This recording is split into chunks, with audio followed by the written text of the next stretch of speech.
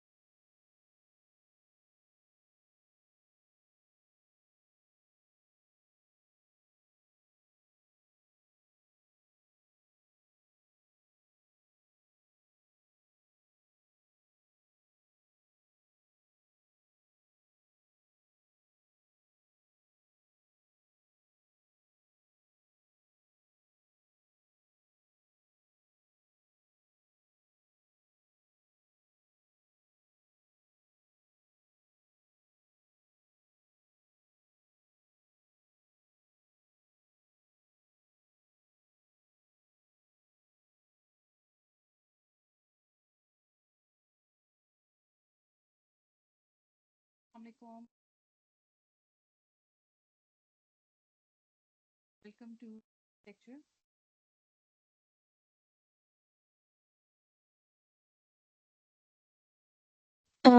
Yes ma'am, आप अभी तक आप काइंडली स्टार्ट कर दें मैम।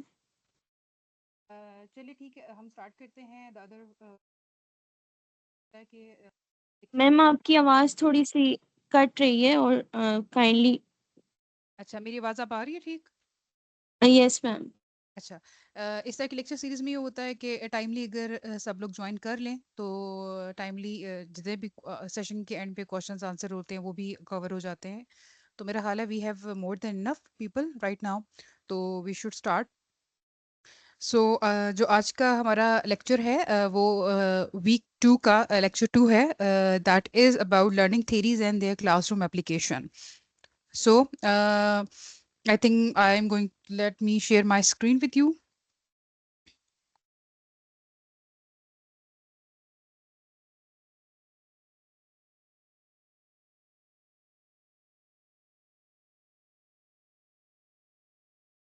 ओके जी, is my screen visible to you? Yes ma'am. Okay, अच्छा जी, इसको स्टार्ट करते हैं। तो आज का जो हमारा लेक्चर है वो learning theories and their classroom application, understanding how students learn to teach with impact. This is a very important lecture because पिछले lecture में many of the teachers have asked question related to how they can manage the classroom, और classroom के अंदर different तरह का behavior जो होता है वो depict होता है. So this lecture will help you to figure out कि क्या learning theories होती हैं जो क्लासरूम में एक स्टूडेंट जो होता है जिसके थ्रू वो लर्न करता है, बिकॉज हमारा जितना भी बिहेवियर होता है वो किसी उसके पीछे कोई ना कोई रीजन लाजमी होता है. सो जो पिछला हमारा लेक्चर था, in the last lecture we covered the introduction to the foundation of education psychology, in which we just went through the historical background of the education psychology. And we also observed that how different sphere or developmental stages such as a cognitive, emotional, social development impact the learners. And we just have the basic understanding of the lecture. So, but today we are going to have moving to the complex ideas. At the end of the session, you will be able to understand key psychological learning theories. You will be able to at least differentiate between major approaches which you can use in the classroom. You will be able to identify strength and limitation of each theory and how you can apply these theories to classroom strategy. क्योंकि जितनी भी ये theories हैं उन सब का जो सबसे बड़ा बेनिफिट होता है वो ये होता है कि आप अपनी क्लासरूम के अंदर इनको इम्प्लीमेंट कर सकते हैं. तो बीच में जिस तरह पिछले दफा हमने सेशन कंटिन्यू किया था, क्वेश्चंस लिए थे, इसी तरह दरमियान में भी हम सेशन को स्टॉप करके डिस्कशंस करेंगे. तो अगर आपके जहन में कोई भी क्वेश्चन है तो प्लीज उनको आप नोट डाउन कर ले अपने पास. तो when you will given a time, तो you can ask any question which is in your mind.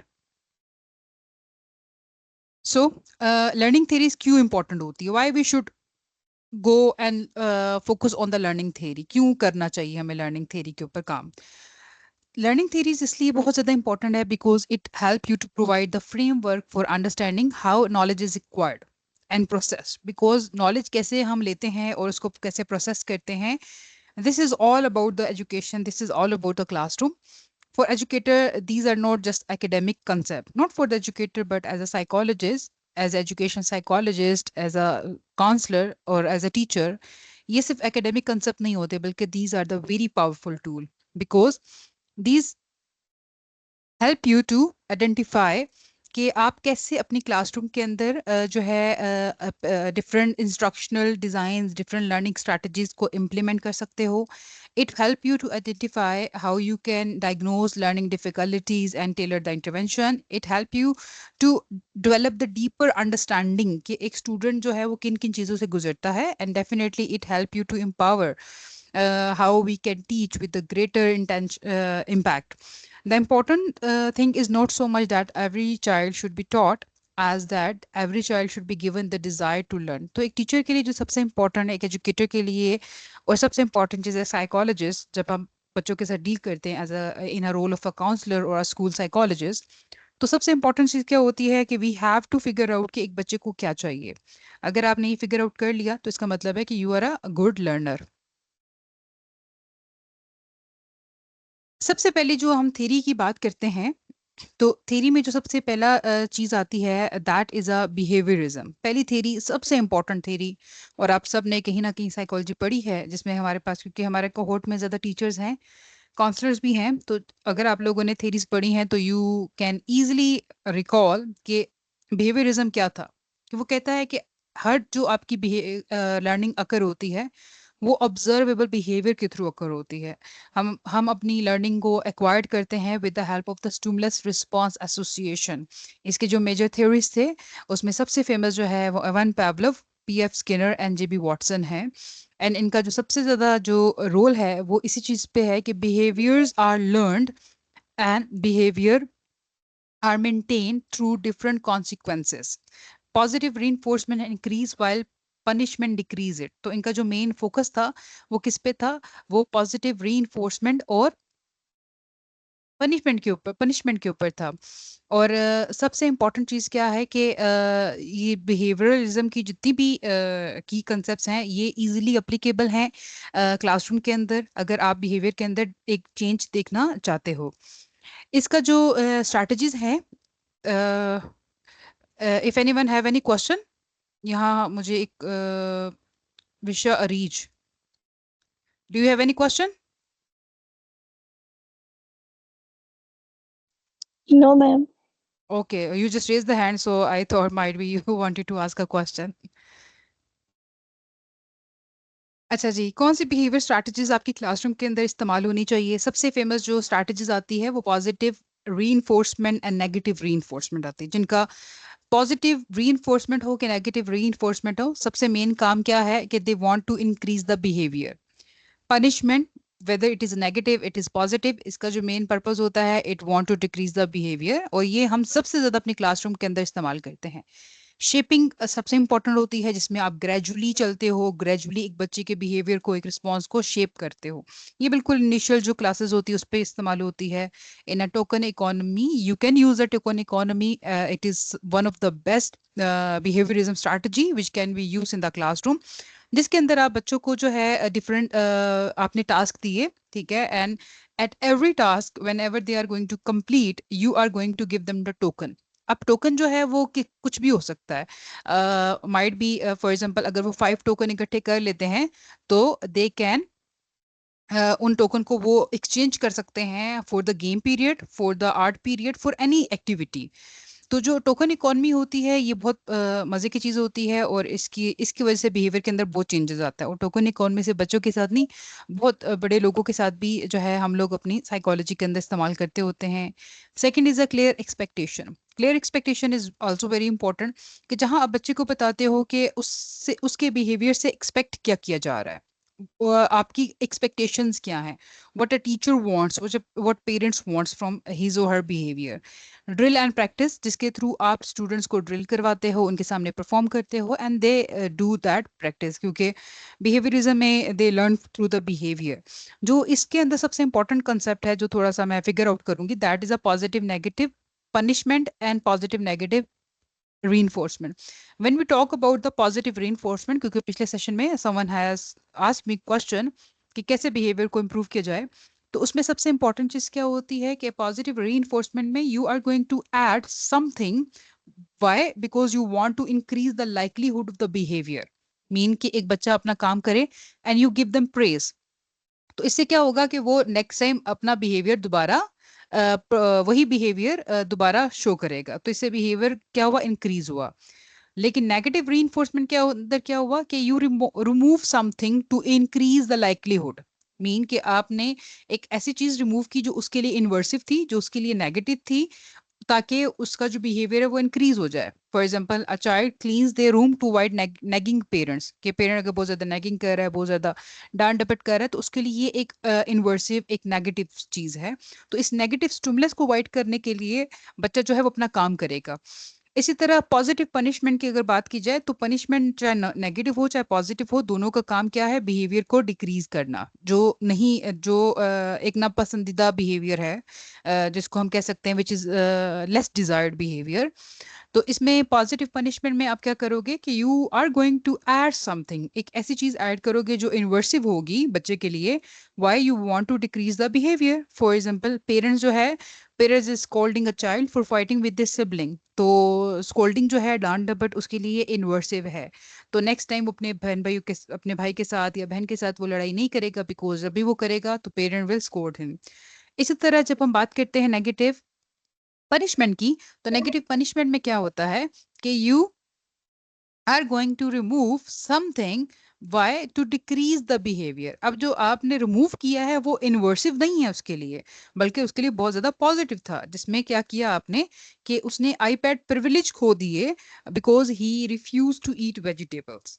तो जो सबसे इंपॉर्टेंट चीज क्या होती है इसके अंदर, एक मैं आपको समरी चार्ट दिखाती हूँ, वो ये होती है कि पॉजिटिव और नेगेटिव रीइंफोर्समेंट का काम क्या है? Increase behaviour. आप अपनी क्लास के अंदर इसको इस्तेमाल कर सकते हैं, जिसके अंदर आप जो है teacher can give the candy if they are going to give the correct answer, कोई इस तरह की आप चीजें कर सकते हैं। लेकिन positive punishment and negative punishment का काम क्या है? Decrease the behaviour. So positive punishment क्या करेगी? वो एक अनप्लेजेंट स्टिमुलस को ऐड करेगी जो बच्चे के लिए अनप्लेजेंट होगा, ठीक है। और नेगेटिव पनिशमेंट में क्या होगा कि आप उसके लिए जो प्लेजेंट चीज होगी उसको रिमूव कर देंगे ताकि वो बिहेवियर शो ना करे। जैसे फॉर एग्जांपल बच्चा अगर अपने क्लास फेलो के साथ लड़ाई कर रहा है तो उसके लिए प्लेजेंट स्टिमुलस क्या है? फॉर एग्जांपल गेम पीरियड या आर्ट पीरियड, तो आप उसका गेम पीरियड या आर्ट पीरियड बंद कर देंगे। तो अगर दोनों की बात करें कि पॉजिटिव और पनिश रीइंफोर्समेंट और पनिशमेंट में से सबसे ज्यादा कौन सी चीज काम करती है, तो मैं ज्यादातर जो मेरा ख्याल है जो ज्यादा आपको इम्प्लीमेंट करना चाहिए that should be the reinforcement. Punishment भी होती है लेकिन रीइंफोर्समेंट को ज्यादा इम्प्लीमेंट करना चाहिए, क्योंकि सम टाइम नेगेटिव पनिशमेंट अगर सही तरीके से आप इम्प्लीमेंट नहीं करते तो इसके नेगेटिव कॉन्सिक्वेंसेस भी आ सकते होते हैं। इसी तरह जो हमारे पास नेक्स्ट आता है दैट इज अ कोग्निटिविज्म, जो कहता है अंडरस्टैंड द माइंड, क्योंकि we have a mind and brain.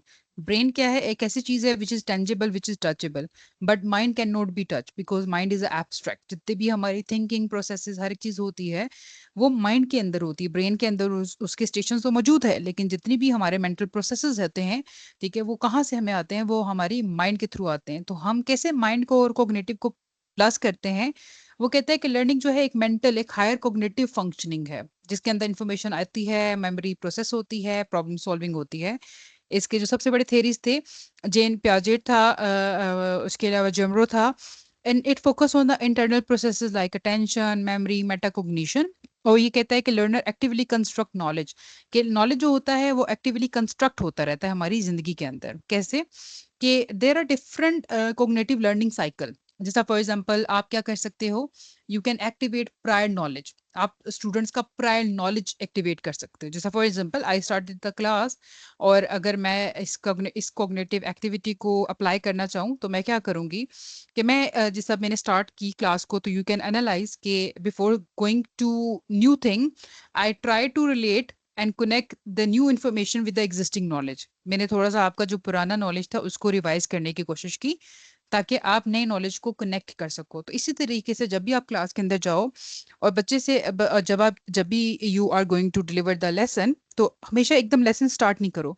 Lesson को हमेशा किसी ना किसी चीज के साथ कनेक्ट करो, कहीं ना कहीं रियल लाइफ एग्जांपल के साथ कनेक्ट करो, बिकॉज जब आप कनेक्ट करते हो तो चीजें उनके लिए प्रोसेस करना बहुत ज्यादा आसान हो जाती हैं। इसी तरह similarly meaningful learning is very important. Present relevant and meaningful information, क्योंकि जैसा डिफरेंट एक्सपेरिमेंट्स साइकोलॉजी के अंदर किए गए तो उसमें यही देखा गया कि जितनी चीज़ें मीनिंगफुल होती है, जितने वर्ड्स मीनिंगफुल होते हैं, जितनी इंफॉर्मेशन मीनिंगफुल होती है, उतनी ही जल्दी वो याद होती है। फिर ऑर्गेनाइजेशन एंड स्ट्रक्चर।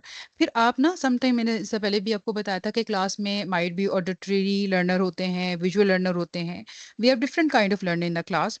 तो हमेशा अपनी इन्फॉर्मेशन को बहुत क्लियरली ऑर्गेनाइज करें। मैं हमेशा कहती हूँ कि एक टीचर की अंडरस्टैंडिंग इज वेरी इंपॉर्टेंट, उसकी clarity of mind and ideas are very important if you want कि स्टूडेंट अच्छे तरीके से लर्न करे। एलाब्रेशन हमेशा इंकरेज करे, student should elaborate, student should explain related information, they should test their knowledge. उसके बाद you can also activate this cognitive learning. How?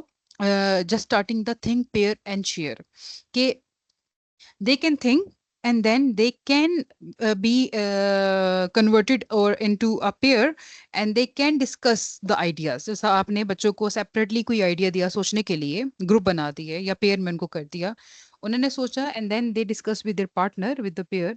और इससे क्या होता है कि पीयर के थ्रू लर्निंग होती है, जिसके थ्रू आइडियाज एक्सचेंज होते हैं और उनको पता चलता है कि एक इन्फॉर्मेशन को डिफरेंट चैनल से हासिल किया जा सकता है। उसके अलावा सबसे इंपॉर्टेंट चीज जो आजकल पूरी दुनिया में अप्लाई हो रही है that is a metacognitive strategy. Metacognition is very very strong.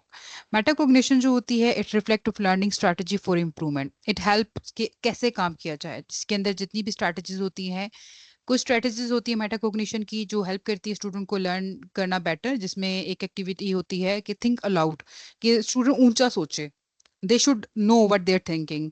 इसी तरह there are some multiple strategies जिसके अंदर स्टूडेंट लिख सकता है, जैसा लर्निंग जर्नलिंग होती है कि वो जर्नल अपने बना सकते हैं, लर्निंग सीख सकते हैं।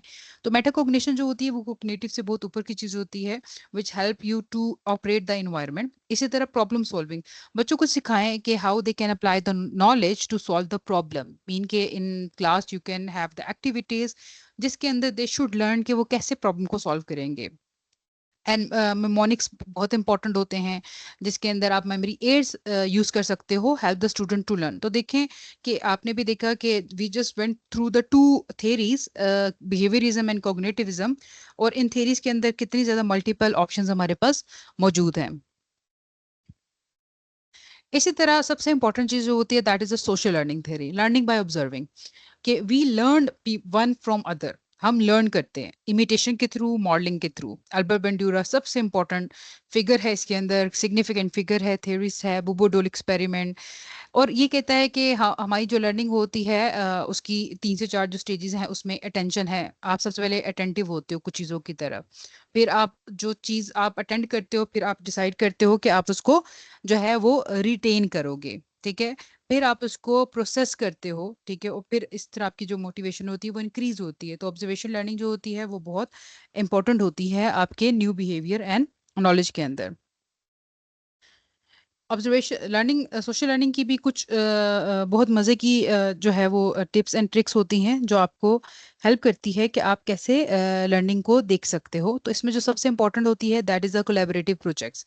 Why we should go for the collaborative projects. आप लोग अपनी क्लास के अंदर जैसा social learning theory in classroom आपको नज़र आ रहा है, तो इसमें से कितनी जो है इस तरह की चीज़ें आप अपनी क्लासरूम के अंदर इम्प्लीमेंट करते हो? If anyone want to share their classroom experience, you can raise your hand and unmute your mic.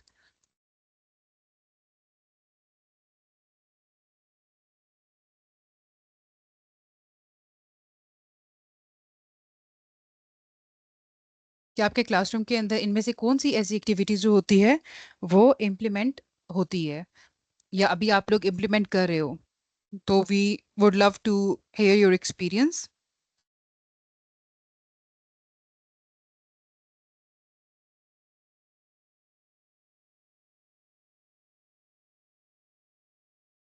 कोई अपना शेयर करना चाहेगा एक्सपीरियंस हमारे साथ?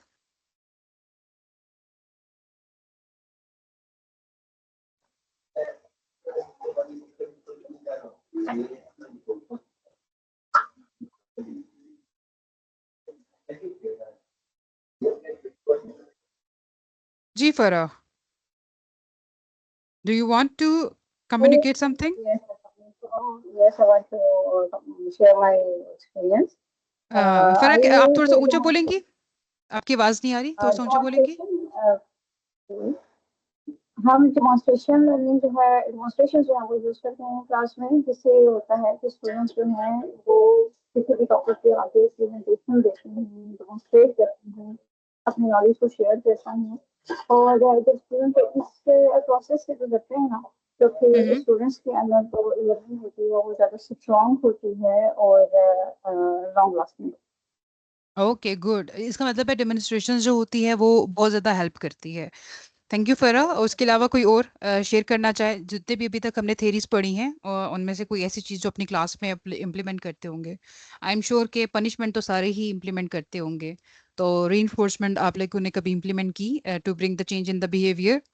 कोलैबोरेटिव प्रोजेक्ट या role modelling, something like that?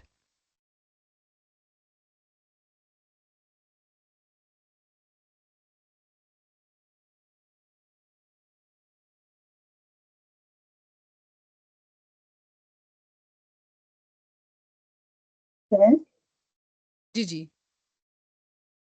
Encouragement जो है ना वो हम यूज करते हैं क्लास में। मेरे बहुत से ऐसे स्टूडेंट्स हैं जो कि बहुत लोअर लेवल पर थे, मैं क्लास में ज़्यादा उनका इन्वॉल्वमेंट नहीं थे, ज़्यादा उनका उनका अप्रोच नहीं थे। और जब हम उनको अप्रिशिएट करते हैं ना, चाहे उन्होंने एक लाइन लिखी, एक पैराग्राफ लिखा, जब उसको उनको अप्रिशिएट किया जाना, तो उन्होंने ज़्यादा बेटर करके दिखाया। इवन कि जो उनके पेरेंट्स हैं उन्होंने भी अप्रोच किया और उन्होंने ये कहा कि आपके इस एनकरेजमेंट की वजह से या पॉजिटिव रिइंफोर्समेंट की वजह से हमारे बच्चों ने जो है वो बहुत ज़्यादा सीखा है। और मेरे ऐसे बहुत से स्टूडेंट्स हैं जो कि इस वजह से जो है वो आगे आए। जी, ग्रेट।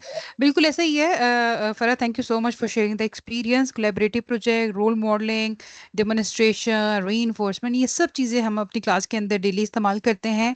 और जब हम इससे इस्तेमाल करते हैं या इसको यूज़ करते हैं, the strategies not only just help us to improve the environment of the classroom but also give the student very practical tools के how they can implement, because जितना ज़्यादा हम उनको practical knowledge देंगे उतने ही उनके issues जो होंगे वो रिजॉल्व होना शुरू हो जाएंगे। सिमिलरली जो सबसे इंपॉर्टेंट हमारे पास चीज आती है that is a constructivism. Constructivism भी कहता है कि लर्निंग जो होती है it is a very active process. वो कहता है कि लर्नर जो होता है वो कंस्ट्रक्ट करता है अपनी ओन अंडरस्टैंडिंग ऑफ नॉलेज को by connecting a new experience to the prior knowledge. इसके अंदर भी जेन पियाजे, वाइगोत्स्की, ये सब इंपॉर्टेंट है। और ये कहता है कि हम बिल्ड करते हैं, हम लिंक करते हैं चीज़ों को, अपने न्यू नॉलेज को पुराने नॉलेज से। जैसा अगर मेमोरी का चैप्टर आपने कभी पढ़ा हो तो उसमें यही हमेशा कहा जाता है कि जब हमारे मेमोरी के अंदर कोई नई चीज़ जाती है तो सबसे पहले वो ये देखती है कि आपके पास प्रायर नॉलेज क्या है। फिर आप उस प्रायर नॉलेज को, जैसा एक बच्चा जो है, अगर मैं आपको एग्जांपल दूं, एक बच्चा कैसे सीखता है, फॉर एग्जांपल बच्चा जो है हर राउंड चीज को जो है वो एप्पल कह देगा, ऐसा ही होता है ना। फिर आहिस्ता आहिस्ता उसको समझ आना शुरू होता है कि हर राउंड चीज जो है वो एप्पल नहीं होती। फिर उसको पता चलता है कि एप्पल जो है वो स्वीट है, लेकिन जो ऑरेंज है, ठीक है, वो मीठा नहीं है। और जो एप्पल है उसका कलर रेड है और जो ऑरेंज है उसका कलर जो है वो जो ऑरेंज है उसका कलर जो है वो डिफरेंट है। तो इस तरह क्या होता है कि उसका जो नॉलेज है वो प्रायर नॉलेज के साथ कनेक्ट होता है, तो जो वो आगे जाता है उसका नॉलेज इंक्रीज होना शुरू होता है। तो ये कंस्ट्रक्टिविज्म भी बहुत इंपॉर्टेंट होता है। कंस्ट्रक्टिविज्म के अंदर जो आपके आते हैं that is a real world connections, learning through relevant experiences आता है। ऑथेंटिक असेसमेंट, कि आप स्टूडेंट को ऑथेंटिक असेसमेंट के ऊपर आप उनको चेक करो, applies knowledge in a real world task. फिर लर्निंग सेंटर्स आते हैं कि explore topics and own pace, क्या आप ऐसे लर्निंग सेंटर्स अपनी क्लासरूम के अंदर ऐड करो जिसपे बच्चा खुद सीखे। जैसा आजकल आप देखो कि एआई जो है वो इतना ज़्यादा इसके अंदर इन्होंने ऐड अप करना शुरू कर दिया है, और बच्चों को ज़्यादा से ज़्यादा जो है कॉन्सेप्ट क्लियरेंस की तरफ जो है डिफरेंट स्कूल्स लेकर आ रहे हैं। Inquiry based learning is very important. Discover answer through research. जैसा मैं एक वीडियो देख रही थी तो उसमें ये बता रहे थे कि बाहर की जो एजुकेशन सिस्टम है उसमें बच्चे को मॉन्टेसरी लेवल से ही और किंडरगार्टन लेवल से, जूनियर लेवल से ही उनको रिसर्च सिखाई जाती है। तो उससे क्या होता है कि जो जो वो बड़े होते हैं दे लर्न कि ये चीज़ें ऐसे भी हो सकती हैं। इसी तरह project based learning, give the student different projects, उनको स्किल्स आप दें। प्रोजेक्ट बेस्ड लर्निंग जिसमें डिफरेंट प्रोजेक्ट्स हो सकते हैं, जिसमें रिसाइकलिंग प्रोजेक्ट्स हो सकता है, जिसमें और भी बहुत ज़्यादा जो साइंस के प्रोजेक्ट्स होते हैं वो हो सकते हैं, जिसमें स्टूडेंट को पता चले कि कैसे आप अपना नॉलेज को जो है वो रियल वर्ल्ड प्रॉब्लम को रिजॉल्व करने में लगाते हो। Collaborative learning is very important. Student should learn in a groups. इससे क्या होगा कि आपके क्लासरूम में ऐसा कोई बच्चा है जो ज़्यादा इंकरेज नहीं है, जो ज़्यादा शाय है, तो वो भी जब कोलैबोरेटिव लर्निंग में आएगा तो he will also going to learn. Discussion and debate, facilitate sharing ideas, challenging assumption. Student को आप मौका दें कि वो डिस्कस करें और अपने आइडियाज को डिस्कस करें, क्योंकि बच्चे जो होते हैं they have a lot of questions in their mind and they seek the possible answers and solution. Scaffolding is very important, कि आप बच्चे को जो है स्टार्ट कराओ और उसको सपोर्ट दो, लेकिन जो बच्चा आगे जाता है आपने सपोर्ट कम कर देनी है। Gradually your assistant level will reduce, तो दे विल लर्न कि they can also survive alone and they can work in a better way. तो ये सब चीज़ें जो होती हैं ये हेल्प करती हैं, लर्निंग अप्रोचेज होती हैं जो हेल्प करती है एक स्टूडेंट को कि वो कैसे अपनी लर्निंग को बेहतर कर सकता है। सिमिलरली ह्यूमनिस्टिक लर्निंग बहुत इंपॉर्टेंट है। Carl Roger and Abraham Maslow, it is a very important school of thought in psychology. और ये कहता है कि हर education should nurture the learner intellectual, emotional and personal growth, creating condition where they can feel valued, safe and motivated. It is very important. ये कहता है कि एक लर्निंग जो होती है वो सेफ, सपोर्टिव इन्वायरमेंट के अंदर होती है, जहाँ एक स्टूडेंट जो है की इनहेंस होनी चाहिए, self esteem, motivation and personal growth along with the knowledge, क्योंकि ये सब चीजें बहुत इंपॉर्टेंट है। अगर एक बच्चा जो है वो लो सेल्फ स्टीम के साथ है तो वो नहीं सीख सकता। तो इसी तरह ये जो इनकी जो स्ट्रैटेजीज होती हैं वो कहते हैं जी पर्सनलाइज लर्निंग, अडेप्टिंग इंस्ट्रक्शन, कि आप पर्सनलाइज लर्निंग की तरफ जाओ। पर्सनलाइज लर्निंग क्या होती है कि माइट भी हर बच्चे के लिए आप पीपीटीज नहीं बना सकते, ठीक है। कुछ बच्चों को, जैसे मैंने आपको बताया था कि कुछ ऐसे होते हैं जो ऑडिटरी लर्नर होते हैं, कुछ विजुअल होते हैं, कुछ टेक्टाइल होते हैं। तो ये हैव टू सी कि एक बच्चे की जो लर्निंग स्टाइल है वो क्या है। फिर आपने बच्चे के अंदर सेल्फ स्टीम प्रमोट करना, जितना ज्यादा आप बच्चे को इनकरेज करोगे कि वो he can believe on his abilities, उतना ही ज्यादा वो बेटर परफॉर्म करेगा। जब हम बच्चे की सेल्फ स्टीम को खत्म कर देते हैं, लो कर देते हैं कि you can not do it, तो इसका मतलब है कि बच्चा पूरी जिंदगी में ना, वो एक बेसिक होती है छोटी एज में, अगर वहां आपने सेल्फ स्टीम को लो कर दिया तो बच्चा जो है वो अपनी लेटर लाइफ में कभी भी एक सेल्फ एक्चुअलाइज्ड की तरफ नहीं जा सकता, वो कभी लर्न नहीं कर सकता। तो इसलिए जो सेल्फ स्टीम बूस्टर्स होते हैं वो आप बच्चों के लिए यूज करो ज्यादा से ज्यादा। इसी तरह you have to work on the positive relationship, this is a very important, build trust and respect between student and educator. एक टीचर का लेवल जो है वो स्टूडेंट के लेवल तक आना चाहिए ताकि वो उसको अंडरस्टैंड कर सके। क्योंकि हमारे यहाँ क्या होता है कि एक टीचर जो होता है वो स्टूडेंट को अपने लेवल तक लाने की कोशिश करता है, this is wrong. Intrinsic motivation, कि स्टूडेंट्स को आप बताओ कि हर चीज़ एक्सटर्नल नहीं है, कुछ चीज़ें आपने अपनी सेल्फ सेटिस्फेक्शन के लिए भी करनी है। सेफ एनवायरनमेंट क्रिएट करना है and student centre learning, tailoring education for individual student needs and interest. तो ये तभी हो सकता है जब आप स्टूडेंट को प्रॉपरली ऑब्जर्व करते हो, जब आपको सारी चीज़ें पता होती हैं कि आपके क्लास में किस किस तरह का स्टूडेंट जो है वो आ सकता है। तो यहाँ तक जितनी भी थेरीज है जब उसको हम कंपेयर करते हैं तो हम ये देखते हैं कि बिहेवियरिज्म जो है वो कहता है कि आपका जो चेंज होता है वो ऑब्जर्वेबल बिहेवियर होता है।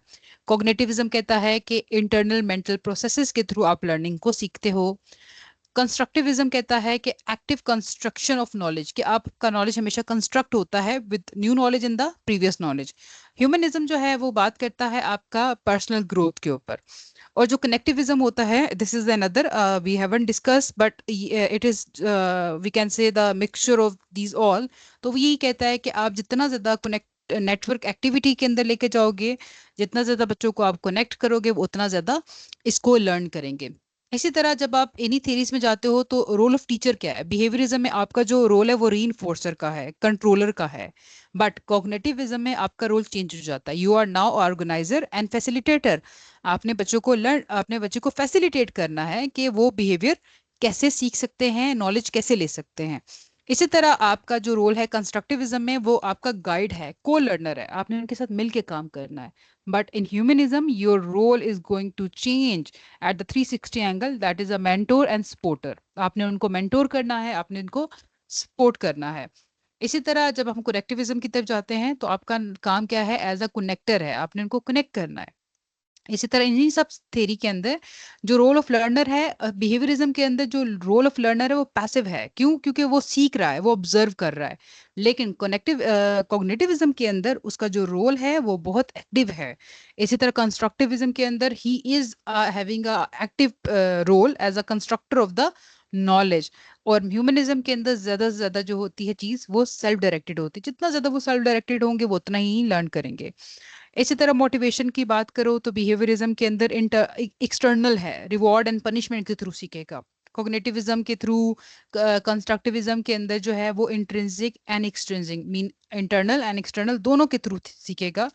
और कंस्ट्रक्टिविज्म के अंदर वो क्यूरियोसिटी के थ्रू भी सीखेगा। जिस तरह मेरा भी एक सेशन जो था रूट्स के स्कूल के अंदर, तो उसमें one of the teacher ask me one question कि मेरा क्लास के अंदर जो स्टूडेंट है वो मुझसे बहुत क्वेश्चन करता है, तो मैं कैसे उसको इतने क्वेश्चंस का आंसर दूँ, तो मुझे क्या उसको स्नब करना चाहिए? तो आई टोल्ड हिम, और उसने ये भी कहा कि बच्चे के जो क्वेश्चन होते हैं समटाइम ठीक होते हैं, समटाइम वो बड़े यूजलेस क्वेश्चन है। तो बच्चे का कोई क्वेश्चन भी जो होता है वो यूजलेस नहीं होता।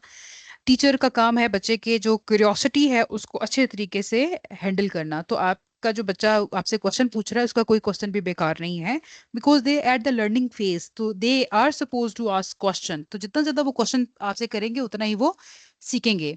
तो ह्यूमनिज्म में सेल्फ डायरेक्टेड है, मेन का उनका इंटरनल जो मोटिवेशन है वो बहुत ज्यादा इंक्रीज है आता है उसके अंदर। इसी तरह असेसमेंट की बात करें तो बिहेवियरिज्म के अंदर you can have the objective quizzes, cognitivism को आप चेक कर सकते हो, प्रॉब्लम सॉल्विंग टास्क उनको दे सकते हो। कंस्ट्रक्टिविज्म के अंदर you can go for the project, and humanism के अंदर you go for the self assessment. और आजकल जो कनेक्टिविज्म की बात होती है थ्रू नेटवर्क, उसके अंदर peer and network feedback are very important.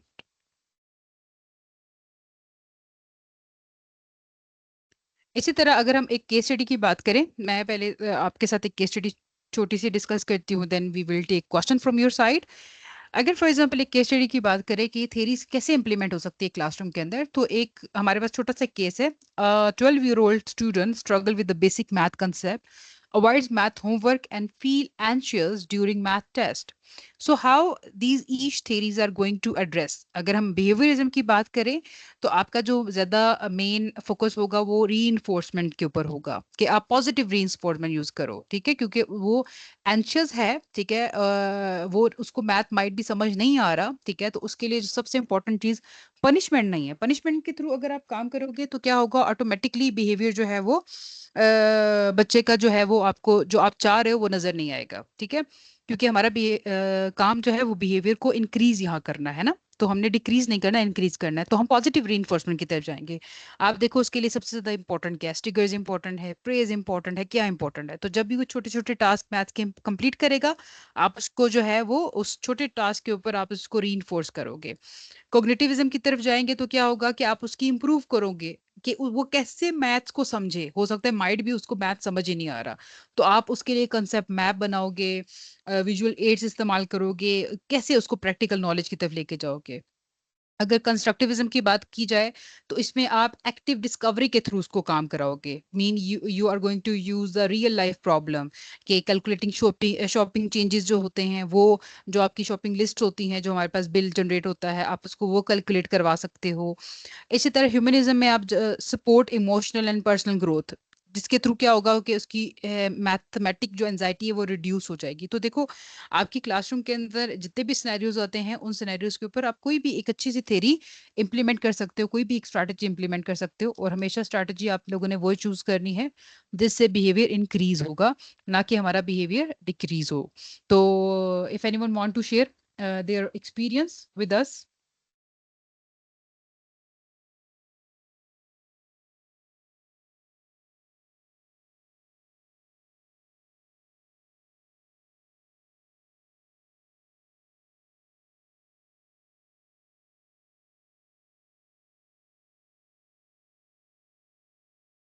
अच्छा जी, आपसे थोड़े से क्वेश्चंस लेते हैं कि जो अभी हमने थेरीज पढ़ी हैं, इसमें से किसी का कोई question, anyone want to discuss any case with us, जिसके अंदर उन्होंने क्लास के अंदर कोई इनमें से कोई भी स्ट्रैटेजी, किसी भी तरह की स्ट्रैटेजी अप्लाई की हो, तो प्लीज।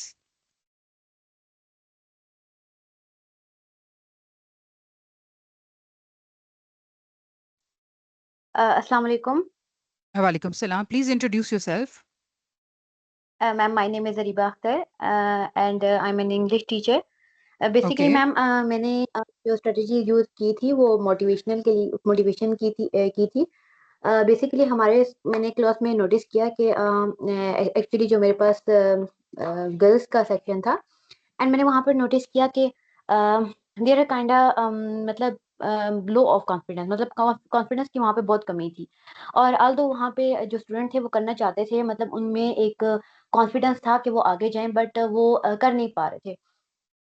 तो मैंने इसके ठीक लिए है। क्या किया कि मैंने देखा कि इनको यहाँ पे बूस्ट करने की ज़रूरत है, यहाँ पे इनको रियल लाइफ एग्ज़ाम्पल्स की ज़रूरत है। तो मैंने उनको आफिया सिद्दीकी एंड बाकी लोगों की एग्जांपल्स दी, एंड मैंने बताया कि बेटा देखो, वुमेन कुछ भी कर सकती हैं। ज़रूरी नहीं है कि ऑल्दो हमने हमेशा सुना है कि लड़कियां रोती हैं, लड़के नहीं रोते हैं, इस तरह के कमेंट्स हमने अक्सर सुने हैं, बट नॉट ऑल दैट। हमारे यहाँ ऐसा नहीं होता है, लड़कियां भी बहुत आगे जा सकती हैं और आप सब कर सकते हो। और जब मैंने नोटिस किया कि मैंने उनको बूस्ट अप करना शुरू किया, तो वहाँ पे एक बच्ची थी, शी वाज काइंड, मतलब बहुत शाय किस्म की बच्ची थी। एंड एक दिन वो मेरे पास आई और उसने कहा, मैम मैंने आपसे एक बात करनी है। मैंने कहा श्योर बेटा, और उसने कहा मैम मैं आपके कान में बात करूंगी। मैंने कहा ओके श्योर। तो उसने मुझे बताया मैम कि मैं इम्प्रूव करना चाहती हूँ, और मैं आपसे ये प्रॉमिस करती हूँ कि मैं अगले जो मेरा टेस्ट होगा मैं उसमें 7 मार्क्स लूँगी। सो ठीक है। मुझे काफ़ी सुनकर अच्छा लगा, मैंने उसको अप्रिशिएट भी किया। मैंने कहा बहुत अच्छी बात है बेटा, आई एम श्योर कि आप इंशाल्लाह ज़रूर ऐसे करेंगी। सो हुआ क्या, नेक्स्ट टाइम क्या हुआ कि उसका जब टेस्ट हुआ तो उसने 7 मार्क्स ही लिए। आई वाज रियली शॉक्ड कि उसने 8 मार्क्स क्यों नहीं लिए, उसने 7 ही लिए। फिर मैंने उसको देखा और मैंने कहा कि दैट्स सो नाइस, आप इससे भी बेहतरीन कर सकते हैं। And she said yes ma'am, अब मैं आपको नेक्स्ट टेस्ट में 9 लेके दिखाऊंगी। और यू कांट बिलीव कि उसने नेक्स्ट टेस्ट में 9 ही लिए। तो मैंने अच्छा। उसको सब क्लास के सामने मतलब मोटिवेट किया। मैंने उनको कहा रियली रियली नाइस कि आपने बहुत अच्छा काम किया, आप जो कर रहे हो आप उस पे पूरा कर रहे हो। मैंने उसको बाकी मामलात में भी मोटिवेट किया। एंड आफ्टर दैट शी से कि अब आप मुझे देखेंगी कि मैं नेक्स्ट टेस्ट में फुल मार्क्स किया करूंगी। And ma'am for the rest of the time, जितने टाइम तक वो बच्ची मेरे पास रही, उसने हमेशा टेस्ट में फुल मार्क्स लिए। तो मैंने इस चीज से मतलब काफी पर्सनली भी नोटिस किया कि ये चीज काफी काम करती है। Thank you so much for sharing such a nice case study with us. और बिल्कुल ये सब चीज़ें जो है वो बहुत ज़्यादा काम करती हैं, क्योंकि यही वो चीज़ें हैं। और ये जितनी भी हमने अभी तक थेरीज पढ़ी हैं और इनके अंदर स्ट्रैटेजीज पढ़ी हैं, ये सब स्ट्रैटेजीज जो हैं वो रिसर्च प्रूव्ड हैं, अगर आप इसको जाके सर्च करो।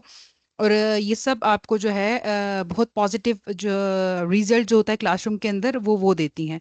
तो उसके अलावा और कोई, if anyone want to share or if you have any question?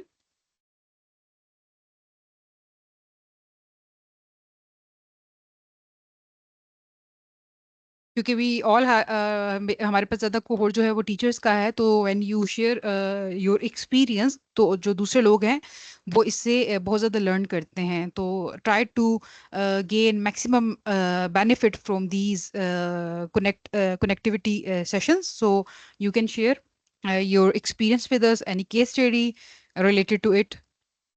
So please share with us.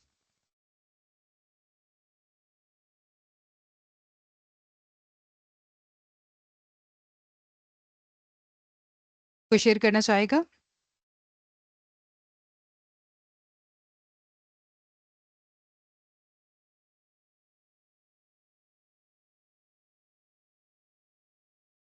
किसी का कोई question? If you don't want to share any your prior experience or the case study, तो किसी का कोई question है related to it, तो we can answer your question.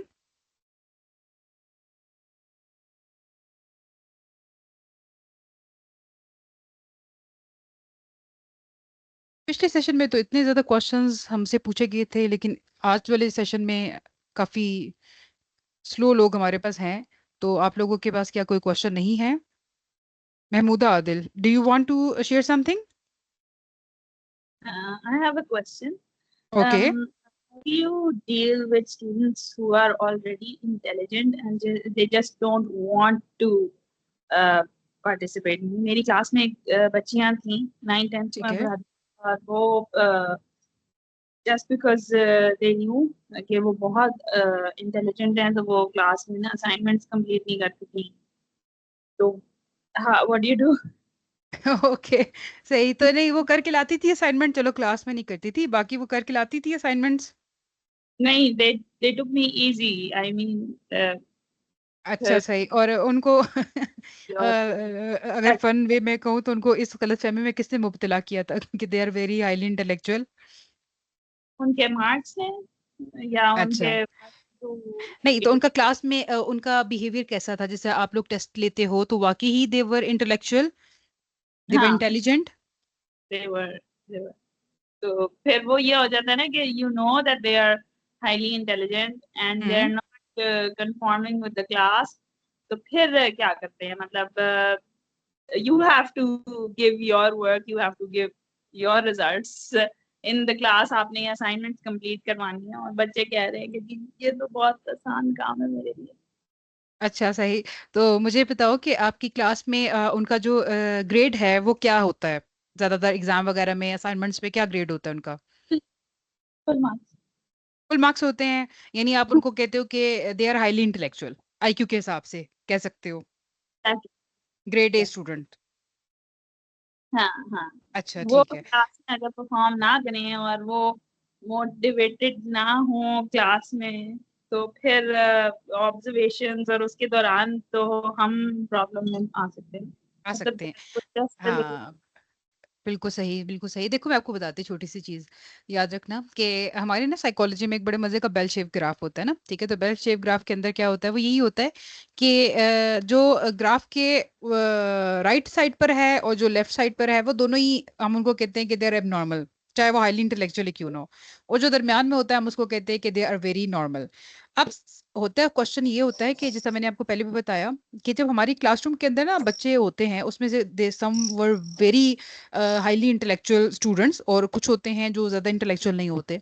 और जब हम एक ही तरह की स्ट्रैटेजी को क्लास के अंदर लेके चलते हैं ना, ठीक है, वो प्रॉब्लमेटिक होती है, ठीक है। अब फॉर एग्जांपल आपका जो इंटेलेक्चुअल बच्चा है, जिसको जल्दी चीजें समझ आ रही है, और आप अपने बाकी बच्चों के लिए एक स्ट्रैटेजी लेके चल रहे हो, तो उसका कभी भी हो सकता है उस स्ट्रैटेजी के अंदर इंटरेस्ट ही नहीं है, जिसकी वजह से उसका क्लास के अंदर इंटरेस्ट ही डेवलप नहीं हो रहा, क्योंकि उसके लिए तो 2 मिनट का काम है, ठीक है, ये चीज करना।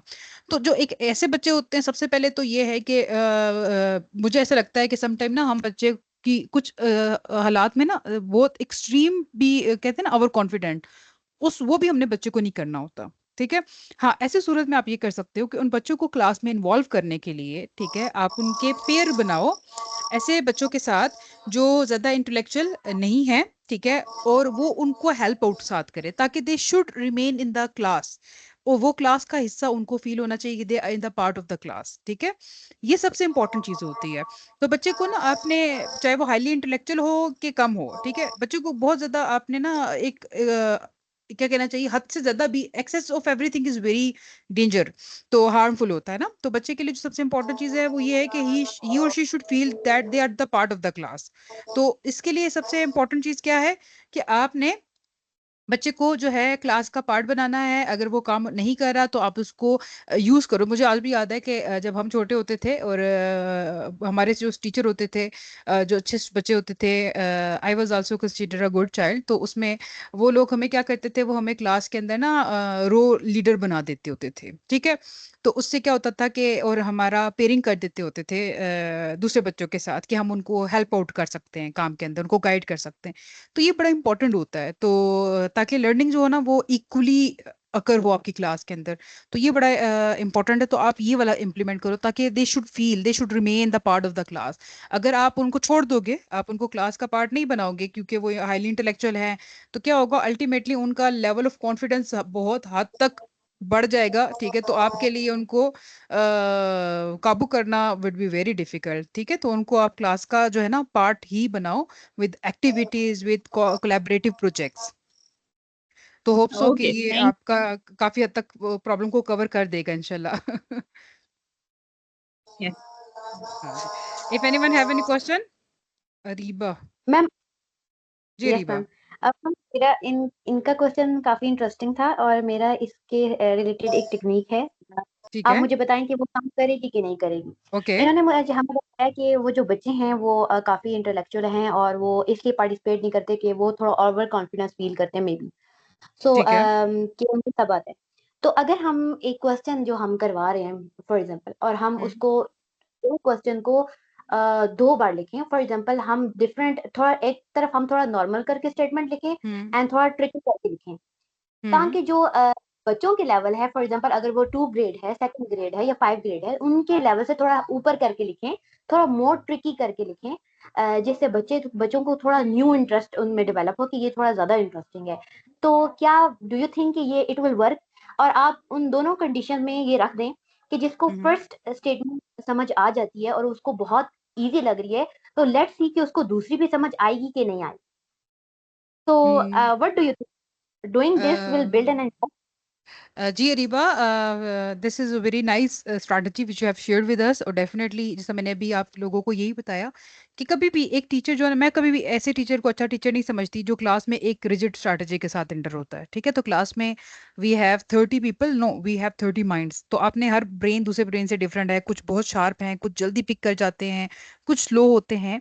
तो सबसे इंपॉर्टेंट चीज़ क्या है कि आपने, जैसा मैंने इनको यही बताया महमूदा को, कि उनको आपने क्लास का पार्ट ही बनाना है। जैसा अभी आपने जो एग्जांपल जो हमारे साथ शेयर की टेक्निक, ये भी हेल्प कर सकती है, इनको डेफिनेटली हेल्प कर सकती है कि उनको आपने लगाना है किसी तरीके से उनको पार्ट बनाना है, ठीक है। तो आप उनको डिफरेंट तरीके से अगर रिजॉल्व करने के लिए कोई चीज़ देते हैं तो डेफिनेटली दे विल फील कि भाई अच्छा इसको भी रिजॉल्व करना है इस तरीके से भी, ठीक है। तो आप ये भी कर सकते हो। तो these technique can also be used in the class, बिल्कुल हो सकती है। तो ये जितनी भी टेक्निक्स हम डिस्कस करते हैं ये सब आपको ना आप इसमें से कोर्स बेनिफिट एनालिसिस करके आप इसको इस्तेमाल कर सकते हो अपनी क्लास के अंदर। तो ये सब आपको बहुत हेल्प करती हैं। Thank you so much Areeba for sharing such a lovely and great tip with us. If anyone have question, कोई और शेयर करना चाहे अपना क्वेश्चन?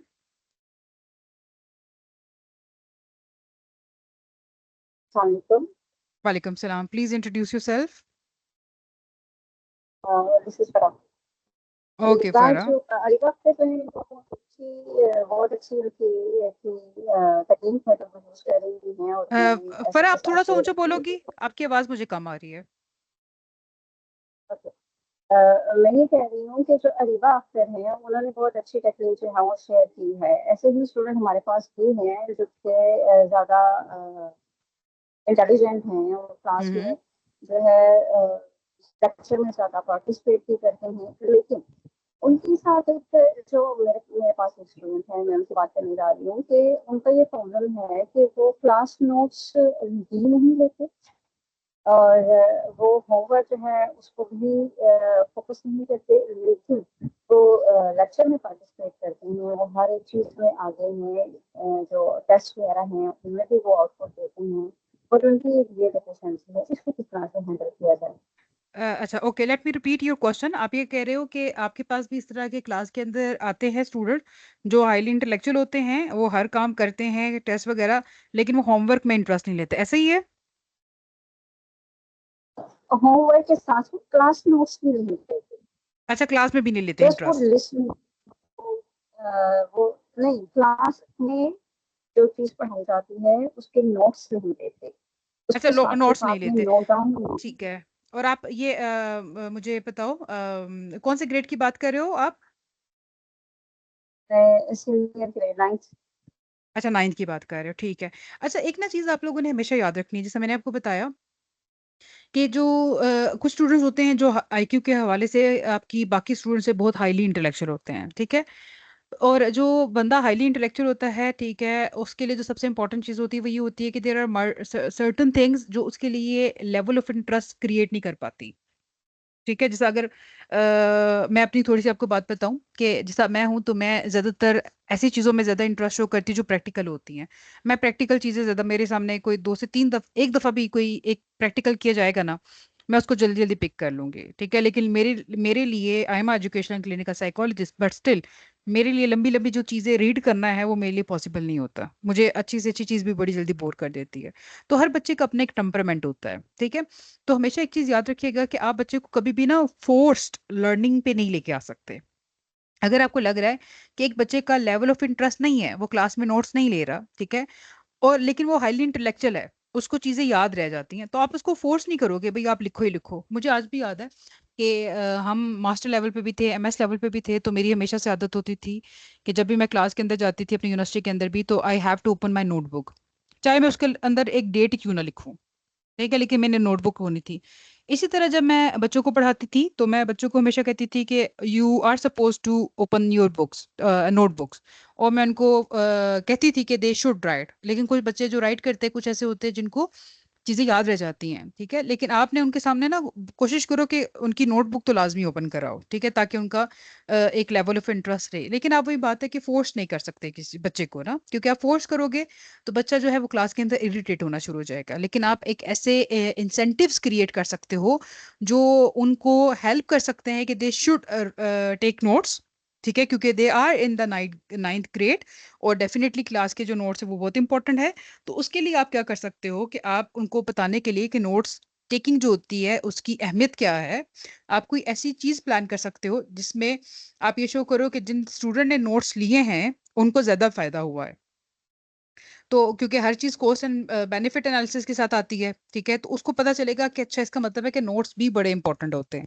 जैसा फॉर एग्जांपल कोई ऐसा कंसेप्ट हो, अगर उन्होंने उसके नोट्स नहीं लिए क्लास के अंदर, बाकी स्टूडेंट ने लिए हैं, तो आप बाद में उस कंसेप्ट को जो है उसकी कोई ऐसी एक्टिविटी कराओ जिसमें नोट्स उनके लिए इंपॉर्टेंट हो। ठीक है, क्योंकि आपको पता है कि 9th पे भी तकरीबन एक लेक्चर सिस्टम ही डिलीवर किया जाता है, स्टूडेंट को एक्सप्लेन किया जाता है चीज़ें, तो देयर आर मल्टीपल थिंग्स जो बुक्स के अंदर नहीं होती लेकिन आप उनको एक्स्ट्रा बताते हो। तो आप ये बताने के लिए कि notes taking is important, class के अंदर रहना इज इम्पोर्टेंट, क्लास का एक पार्ट बनना जो है वो इम्पोर्टेंट है, तो उसके लिए आपने उसकी इम्पोर्टेंस को सिखाने के लिए कोई ऐसी एक्टिविटी प्लान करनी है जिसमें उनको पता चले कि अच्छा जी ये मैंने नहीं लिया तो this is going to backfire me. तो ये आपने बच्चे को ना थोड़ा सा ट्रिकी, जो इस तरह के होते हैं ना उनको बड़ा ट्रिकी तरीके से हैंडल करना पड़ता है, कोई ट्रिक्स करनी पड़ती हैं, कोई इस तरह की एक्टिविटीज करनी पड़ती हैं जिसके थ्रू दे नो कि इस चीज़ की एक अहमियत है। और वही बात है कि जैसा मैंने आपको बताया कि if they are highly intellectual तो definitely you have to at least you have to change your way of teaching. और उनको आप फोर्स नहीं कर सकते, लेकिन ये है कि एक्टिविटीज़ के थ्रू आप उनको बता सकते हो कि what ever is being discuss in the class is very very important, और जो उनके नोट्स हैं वो उनको हेल्प करेंगे। तो आई होप सो कि in this way they will be able at least to participate in the class, they can take the notes. तो थोड़ी सी ये चीजें आप उनके साथ कर सकते हो। What do you think about it, और if anyone want to add something in it? Definitely आपकी सजेशन अच्छी है और इंशाल्लाह I plan for that. Okay, hope so inshallah your issue will be resolved by using this technique. अच्छा जी, उसके अलावा if anyone want to discuss? Okay ji, let me share screen with you so we can cover the remaining slides. Okay, at this session, जो आज का हमारा session था, this was very important session, and in this session we just covered कि कौन सी theory जो है वो सबसे ज़्यादा इफेक्टिव है। लेकिन मज़े की बात ये है कि साइकोलॉजी के अंदर कोई भी एक ऐसी थेरी नहीं है जिसको हम कह सकें कि this is whole thing which we need. Why? उसका रीज़न ये है कि आपकी हर थेरी के प्रोज एंड कॉन्स है, हर थेरी डिफरेंट लर्नर्स पे इम्प्लीमेंट होती है, तो इसलिए आपने हमेशा थेरी को अडेप्ट करना है लर्नर्स की नीड के ऊपर। ठीक है, तो थेरी जो होती है वो आपको गाइड करती है और आपकी जो प्रैक्टिस होती है वो रिफाइन होती है। तो जो आज का जो हमारा लेक्चर था वो इन्हीं थेरीज के ऊपर था कि ये थेरीज आपको कैसे हेल्प कर सकती हैं। सो आपके ख्याल में व्हाट डू यू थिंक के which learning theory do you naturally use most and how can you expand your approach? आपके ख्याल में आप में कौन सी ऐसी थेरी है जिसको आप अपनी क्लास में ज्यादा इंप्लीमेंट करना चाहोगे? If anyone want to share their insight, जिसको आप प्रैक्टिकल नॉलेज के प्रैक्टिकल तरीके से एक्टिविटी के बेस पर अपनी क्लास के अंदर शेयर कर सकते हो।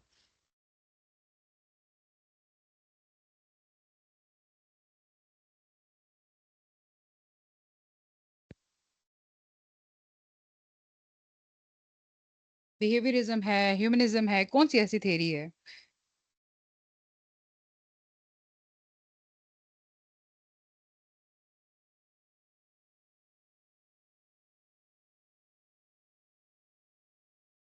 As educator, as a teacher, आपको क्या लगता है कि कौन सी थेरी आप इजीली ऑलरेडी इम्प्लीमेंट कर रहे हैं? आपकी स्ट्रैटेजी किस थेरी के अंदर आ रही है, किस स्कूल ऑफ थॉट के अंदर आ रही है?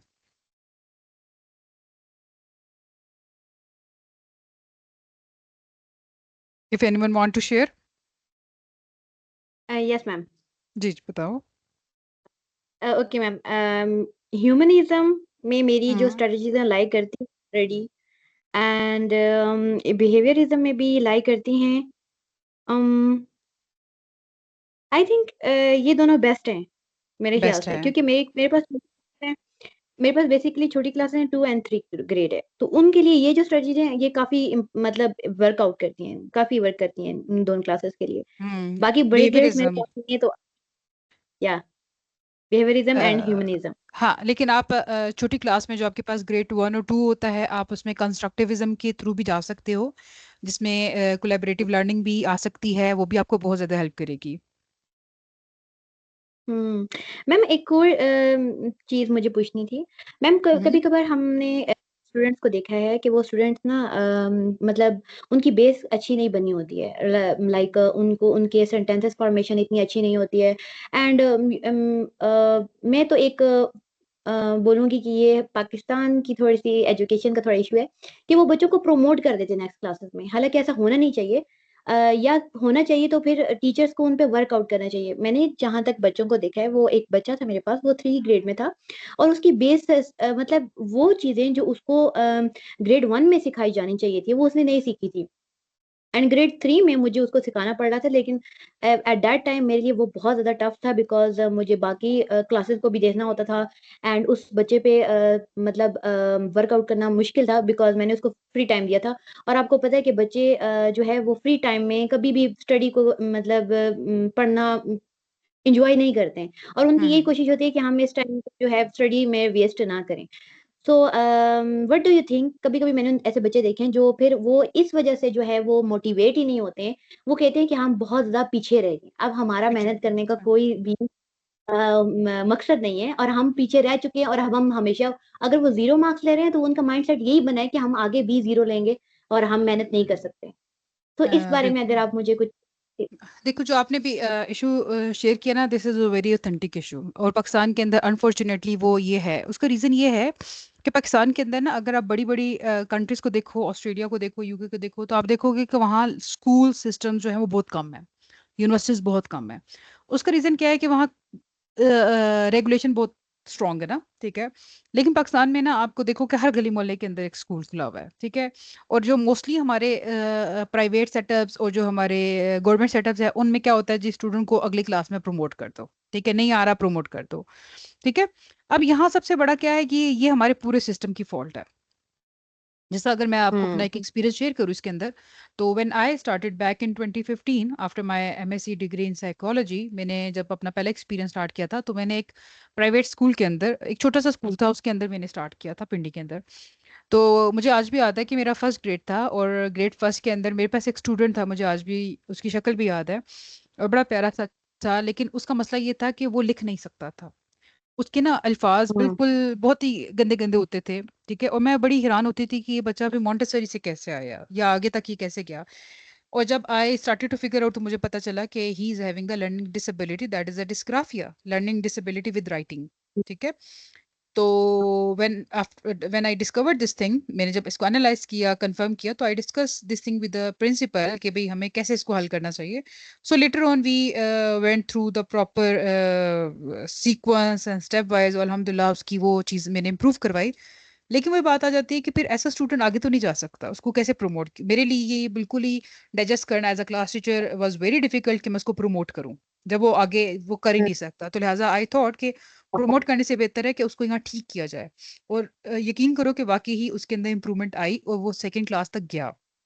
तो ये हमारे पाकिस्तान के अंदर, हमारे एजुकेशन सिस्टम के अंदर फॉल्ट है, हम इसको बिल्कुल एक्नॉलेज करेंगे। लेकिन ये है कि एज अ टीचर अगर बच्चा आ गया है, तो आपका काम यही है कि आप उसको मोटिवेट करो, उसको बताओ, उसको सिखाओ। क्योंकि वही बात है कि लर्निंग ऐसा नहीं है कि हम क्या जी बाद में नहीं हो सकती है, बिल्कुल हो सकती है, ठीक है। तो आप उसको सिखाओ, उसके लिए जो होती है ना सक्सेसिव अप्रोक्सीमेशंस होती हैं, आप छोटी छोटी चीज पे उसको जो है वो प्रेज दो, उसको रीइंफोर्स करो, ताकि उसको पता चले कि ही कैन डू। ये बहुत इंपॉर्टेंट चीज़ है, जैसे अभी हमने डिस्कस किया ना सेल्फ स्टीम ह्यूमनिज्म के अंदर, वो बहुत इंपॉर्टेंट है। सेल्फ स्टीम के थ्रू बच्चा जो है उसको यकीन डेवलप होता है, वो ट्रस्ट डेवलप करता है अपनी अपनी पर्सनालिटी के और अपनी एबिलिटीज के ऊपर कि वो कर सकता है। तो एक टीचर का जो रोल है वो ये है कि बच्चे की सेल्फ स्टीम को बूस्ट कर सकती है, और बच्चे की हुँ, बूस्टेड सेल्फ स्टीम को नीचे भी ला सकती है, ठीक है। तो एज अ गुड टीचर जो आपका मेन काम है, आपने हमेशा बच्चे की सेल्फ स्टीम को बूस्ट करना है ना। तो हुँ, बाकी वही बात है कि हमारा सिस्टम ऐसा है, और अनफॉर्चुनेटली हम उसके अंदर कुछ नहीं कर सकते। There should be the strong regulation bodies और टीचर्स होनी चाहिए, क्योंकि आपको पता है कि हमारे एजुकेशन सेक्टर के अंदर वी हैव हार्डली, मेरा हाल है, we have very less number of teacher जो वाकई ही डेडिकेटेड एजुकेटर्स हैं, और जो हुँ, काम करते हैं डेडिकेटेड एजुकेटर्स की तरह। क्योंकि क्लासरूम के अंदर बहुत ज़्यादा इश्यूज हैं, बहुत ज़्यादा चीज़ें हैं विच एजुकेटर शुड नो, और उनको पता होना चाहिए। अभी आपको देखो कि अभी आप साइकोलॉजी का आज सेकेंड लेक्चर ले रहे हो, तो you are learning a lot of things, और ये सब चीज़ें जो हैं वो टीचर ट्रेनिंग का पार्ट होना चाहिए।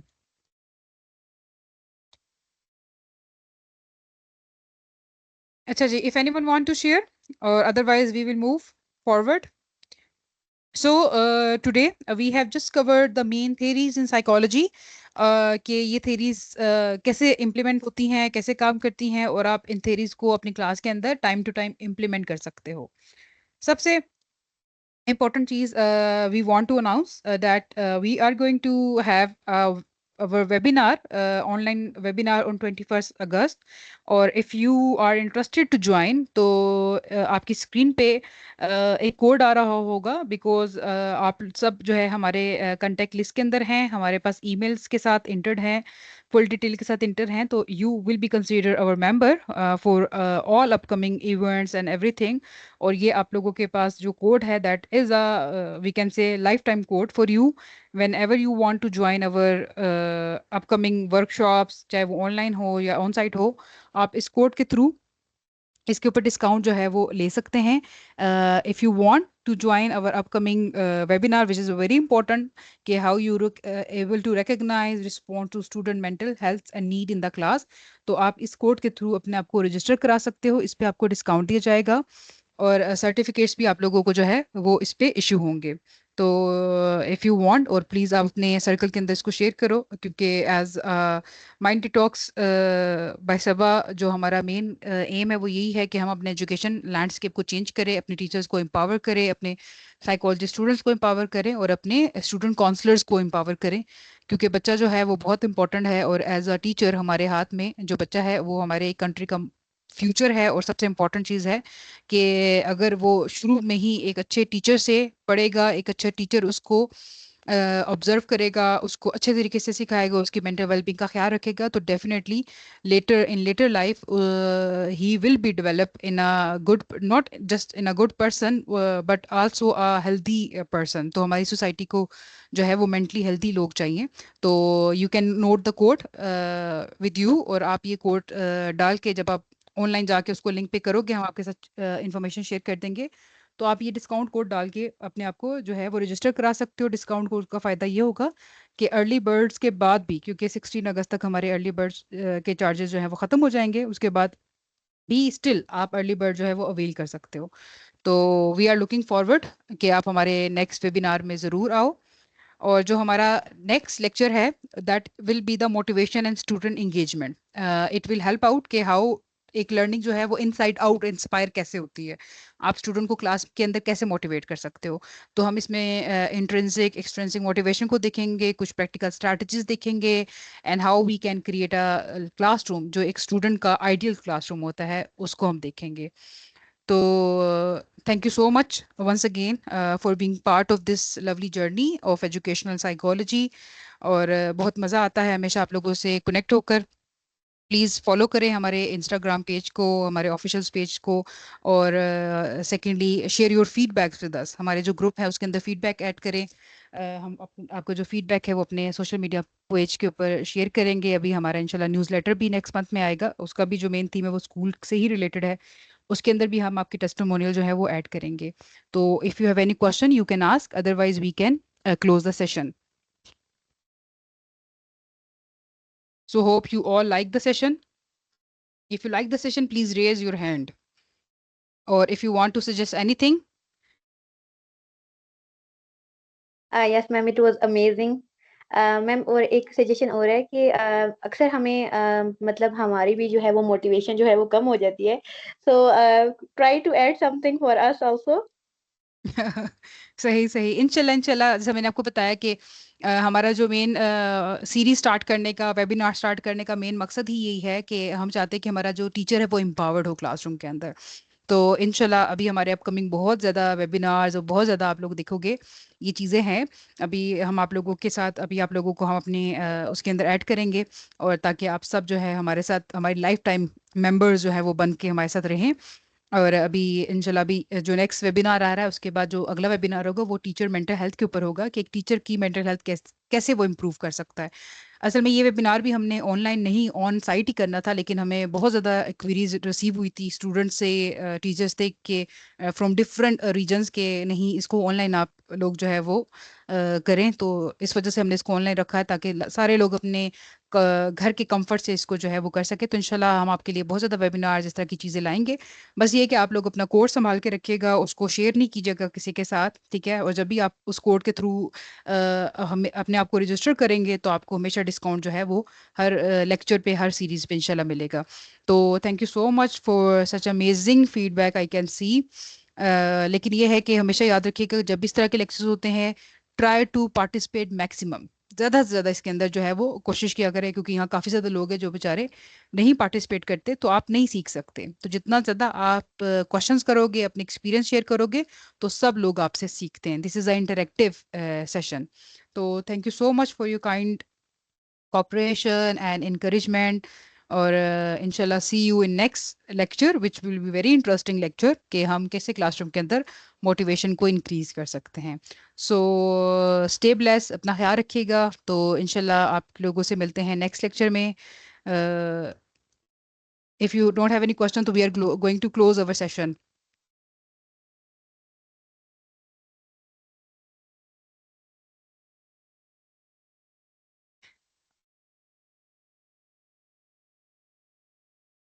चले जी, मेरा हाल है किसी का कोई क्वेश्चन नहीं है। चले जी, thank you so much for your time. इंशाल्लाह see you next lecture. Thank you so much. अल्लाह हाफिज। अल्लाह हाफिज। अल्लाह हाफिज मैम।